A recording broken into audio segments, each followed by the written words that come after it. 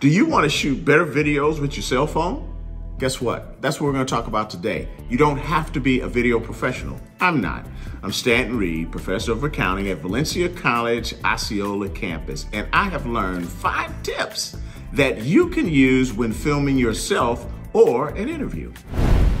Tip number 1, location. What's important about location? Lighting. Because when you're in studios, you usually see the big soft lighting and it presents quite well. But who has that when you are shooting or filming like this? So natural lighting, always perfect. Or there may be spaces in your classroom that give you that lighting. So you find the location.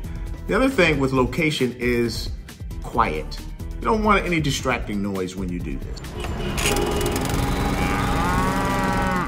Avoid filming into windows. What happens when you do that? That's what happens. So instead, pick a simple area with a nice, simple background that you can convey your message and it won't be distracting because the students will see what you want and not a distracting background. Tip 2, stability. And how do we gain stability? With a tripod, which you can get pretty much anywhere. Well, actually, the setup we have here, we have a tripod, we have a little office box, and we have a table. And we've now set up a tripod. And now you're ready to film.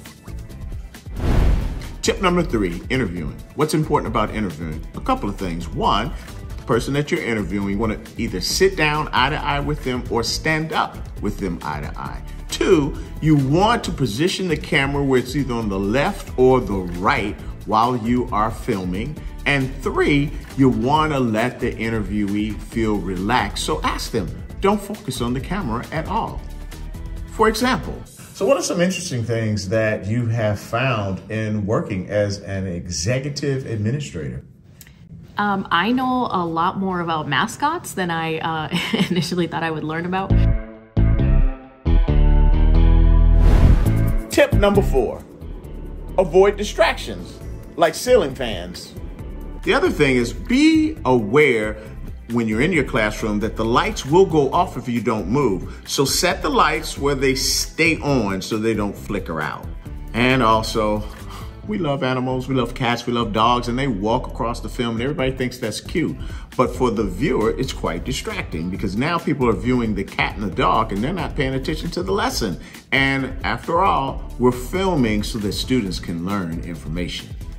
All right, another thing you want to avoid is rocking in a chair, or if you're interviewing someone and they're rocking in a chair.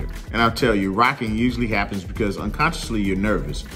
Why be nervous? It's your video. You can do whatever you want, just don't rock. Tip 5, audio.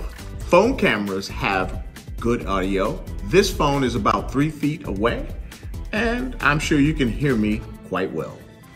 Here I am 10 feet away using my phone audio. You be the guide on whether or not this audio is clear. And here's another example of using an external mic, and here's how it sounds. You determine which way works best for you when you are filming your class content for your students to view.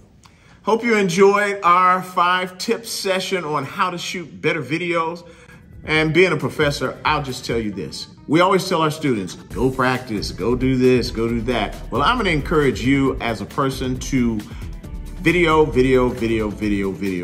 You become more proficient, and let me tell you, your students will enjoy your videos. Why? Because they will be in the right spot.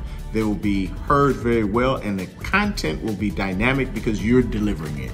So go out, shoot as many videos as you can so that you will improve your proficiency.